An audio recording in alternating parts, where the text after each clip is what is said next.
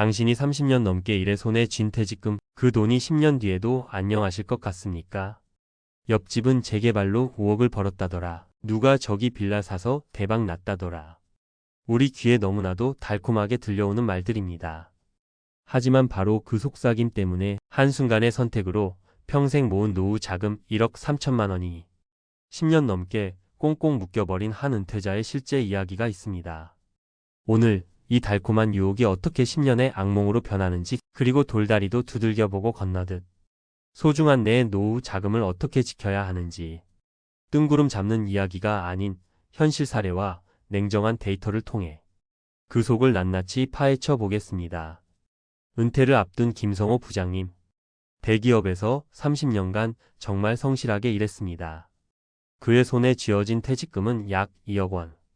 아내와 함께 조촐한 노후를 꿈꿨지만 막상 국민연금 예상 수령액을 받아보니 마음 한구석이 불안해졌습니다. 이것만 가지고는 부족할 텐데. 바로 그때 친한 지인에게서 솔깃한 제안을 받습니다. 김 부장, 지금 이 동네 빌라 하나 사둬. 곧 재개발 발표가 날 거라는 확실한 정보가 있어. 이미 주변에서 재개발로 돈을 번 사람들의 이야기가 들려오던 터라 김 부장님의 마음은 조급해졌습니다. 그는 부동산에 찾아가 땅 지분이 크다는 말만 믿고 덜컥 계약서에 도장을 찍었습니다. 한 언론사에서 지적하는 성공적인 투자의 필수 조건, 소위 노후도나 사업성을 나타내는 비례율 같은 복잡한 단어들은 그의 귀에 들어오지 않았습니다. 당장 눈앞에 대박이라는 두 글자만 보였을 뿐이죠. 하지만 계약 직후 장밋빛일 것 같던 부동산 시장이 싸늘하게 식어가기 시작했습니다. 부동산 상승기에는 수면 아래에 있던 문제들이 하나 둘씩 터져 나왔습니다. 일부 조합원들의 무리한 요구, 시공사와의 갈등. 결국 조합 내분으로 사업은 무기한 중단되었습니다. 김 부장님이 산 빌라는 이제 팔리지도 개발되지도 않는 애물단지가 되었습니다. 10년이 가까운 지금 퇴직금 2억 원은 그 낡은 빌라에 꽁꽁 묶여버렸습니다. 매달 늘어나는 건 이자 부담뿐. 이제 기댈 곳은 한 달에 100만 원 남짓 나오는 국민연금이 전부입니다. 풍요로운 노후의 꿈은 물거품이 되었고, 그때 내가 왜 그랬을까 하는 깊은 후회만이 매일 밤 그를 괴롭힙니다. 그런데 김성호 부장님의 이 이야기가 단지 운이 나빴던 한 개인의 실수일까요? 절대 그렇지 않습니다. 이것은 지금 대한민국 곳곳에서 벌어지고 있는 너무나도 흔한 패턴의 비극입니다. 한 일간지의 보도에 따르면 서울의 재건축 확정 단지 중 무려 40%가 2년 이상 사업이 지연되고 있다고 합니다. 여러분, 거의 절반입니다. 그렇다면 왜 이렇게 사업이 멈춰서는 걸까요? 첫 번째 이유는 바로 소송 전쟁입니다. 최근 3년간 수도권 정비구역 5곳 중 한 곳에서는 소송이 벌어졌다는 통계도 있습니다. 공사비를 올려달라는 시공사와 못 준다는 조합 혹은 조합원들끼리 서로를 고소하며 사업 전체가 멈춰버리는 겁니다. 그 사이 금융비용은 눈덩이처럼 불어나고 그 부담은 고스란히 투자자, 바로 김 부장님 같은 분들에게 돌아갑니다. 두 번째 이유는 더 구조적인 문제입니다. 시공사는 구체적인 내역도 없이 깜깜이로 수천억 원의 공사비 증액을 요구하고, 전문성이 부족한 조합은 현실과 동떨어진 무리한 고급화를 주장하며 갈등을 키웁니다. 실제로 한 아파트 단지는 시공사가 4천억 원의 공사비 증액을 요구하자 결국 계약을 해지하기에 이르렀습니다. 자, 지금까지 우리는 재개발 투자의 어두운 현실을 살펴봤습니다. 하지만 지금부터가 진짜 중요합니다. 절망하라고 이 말씀을 드리는 것이 아닙니다. 이 거대한 함정을 어떻게 피해 갈 수 있는지 그 지혜를 얻기 위함입니다. 여기 김 부장님과 비슷한 시기에 퇴직한 박은주 여사님이 계십니다. 그녀 역시 이 빌라 사두면 대박 난다는 똑같은 유혹을 받았습니다. 하지만 그녀의 선택은 달랐습니다. 그녀는 남들이 하니까 라는 말에 휩쓸리는 대신 직접 확인에 나섰습니다. 먼저 구청 건축과에 직접 전화를 걸어 해당 지역이 정말 정비구역으로 지정 논의가 되고 있는지 확인했습니다.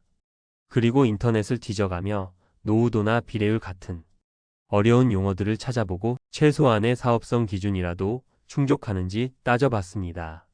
확인 결과는 어땠을까요? 그 빌라는 소문만 무성할 뿐 실제 사업 진척도는 매우 낮았고 이미 조합원들 사이에 분쟁의 소지가 있다는 것을 알게 되었습니다. 그녀는 과감하게 그 투자를 포기했습니다. 여러분이라면 이 상황에서 어떤 선택을 하셨을 것 같나요?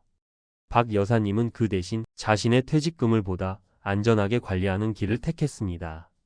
퇴직금을 개인형 퇴직연금 IRP 계좌로 옮겨 세액 공제 혜택을 받으며 안정적인 원리금 보장 상품과 저위험 펀드에 나누어 운용하기 시작했습니다.